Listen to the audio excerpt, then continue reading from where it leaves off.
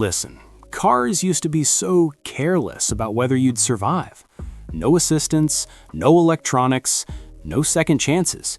You press the gas, and either you control it or it controls you. Here are 5 cars that only real men have driven. So subscribe now, it only gets worse. Watch to the end, these last cars will truly surprise you. And maybe, after seeing one of them, you'll remember a time when cars weren't just transportation, but a part of life. Let's go.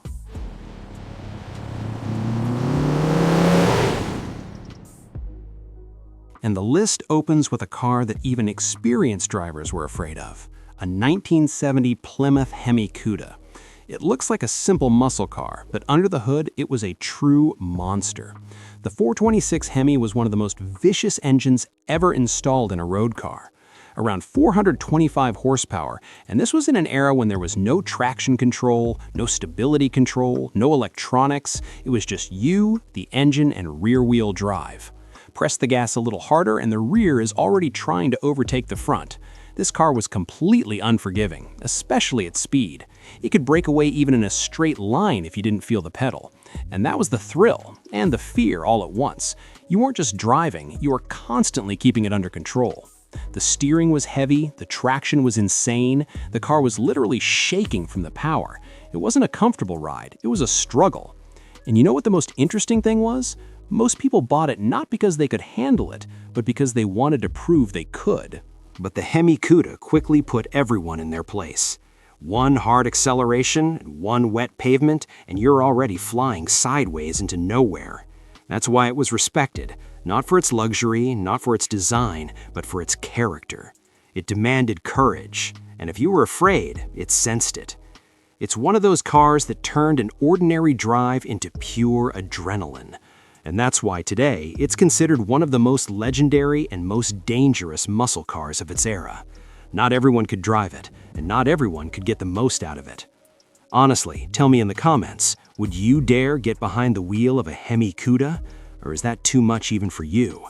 Let's move on, because the next car is even crazier. This is a whole other level.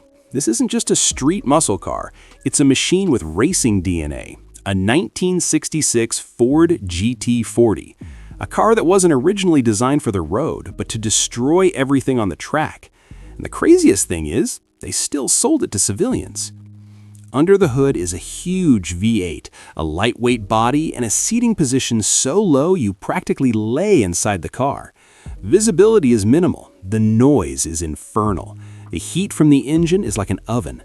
This wasn't a ride, it was an experience. The GT40 isn't about comfort at all. No conveniences, no softness.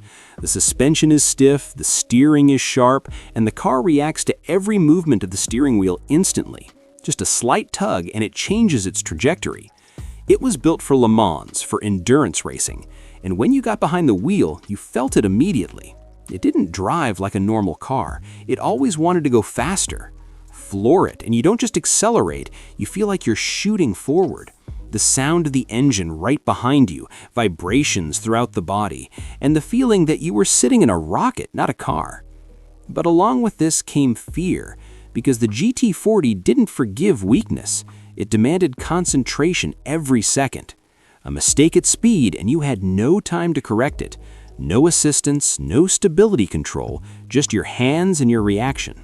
And that's precisely why it was respected. It wasn't a car for show, but for those who truly knew how to drive, for those who understood speed and accepted risk.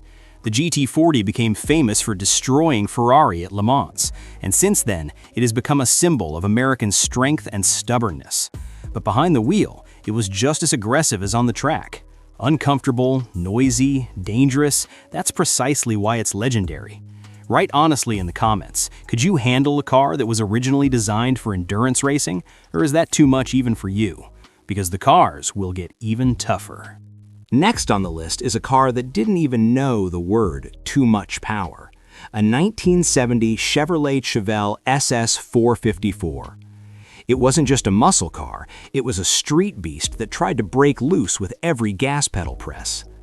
Under the hood was the legendary 454 Big Block, around 450 horsepower and a monstrous torque that was felt the moment you pulled away.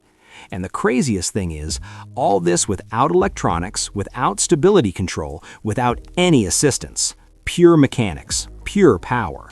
You press the gas pedal and the wheels start spinning, even at speed.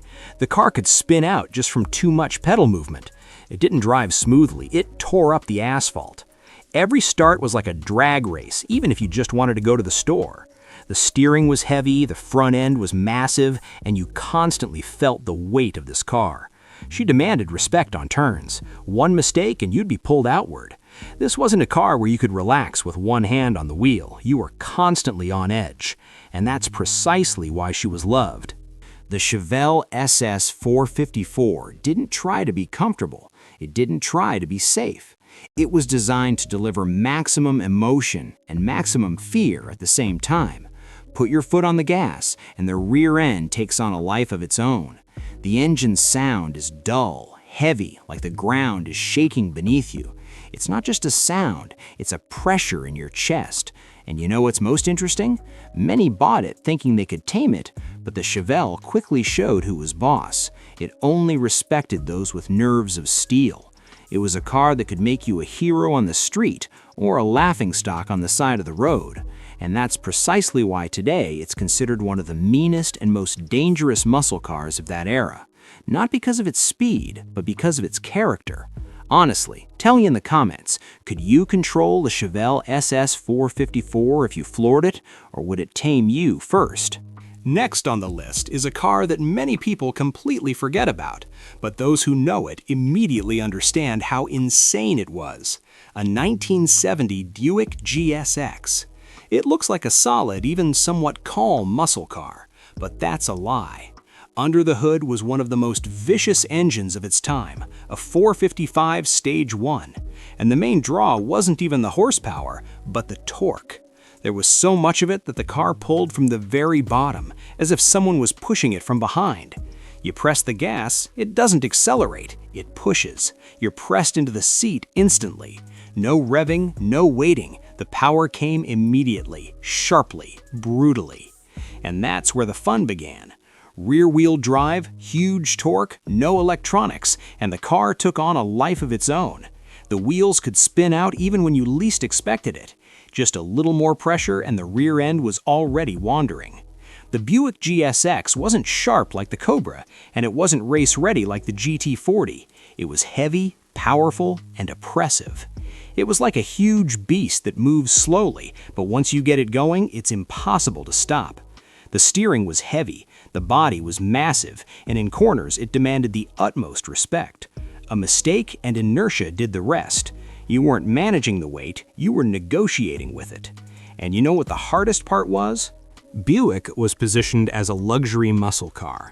People got into it thinking it would offer comfort and power. What they got was a car that could punish their overconfidence.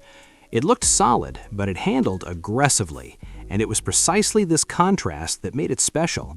The GSX wasn't respected for its looks, but for the way it drove. It didn't shout about its power, it simply revealed it when you pressed the gas. Today, it's considered one of the most underrated, but also one of the most dangerous muscle cars of the era, because its power didn't arrive gradually, it came all at once with all its mass. Write your honest thoughts in the comments. Do you think you could handle that kind of torque without any electronics, or would the GSX quickly put you in your place? Because there's the last car ahead, and it's the craziest on this list. And closing the list, a car that shouldn't have existed in its current form. The 1965 Shelby Cobra 427. This isn't just a muscle car, it's a street madman. A small, lightweight body and a huge engine stuffed into it without any common sense. A 7.0-liter V8, over 400 horsepower. And all this in a car that weighed almost half as much as a typical muscle car. The power-to-weight ratio was so insane that the Cobra was considered one of the most dangerous cars of its time. No electronics, no stability control, no assistance, just you and pure, raw power. You press the gas, it doesn't accelerate, it leaps forward. The rear wheels would spin almost instantly. The car could spin even on dry pavement if you couldn't feel the pedal. And the scariest thing was, it did it abruptly. without warning. A short wheelbase, a light rear, and massive torque, and the Cobra was literally trying to escape control. It didn't need to be driven, it needed to be tamed. The steering was heavy, the body shook, the engine screamed as if it wanted to tear itself apart. This wasn't a car for cruising, it was a survival machine. And you know why it was respected? Because not everyone had the guts to floor the throttle. The Cobra didn't forgive fear. If you doubted it, it sensed it, and it punished you immediately. That's why only those who truly understood what they were getting into got behind the wheel. It was fast, vicious, unpredictable, and that's precisely why it was legendary. Today, the Shelby Cobra 427 is considered one of the wildest, most dangerous, and most respected cars in history, not because of its technology, but because of its character. Write honestly in the comments. Could you have controlled a Cobra 427 if you gave it full throttle? Or would it have ended your ride before you had a chance to enjoy the speed? These were the cars driven by real men.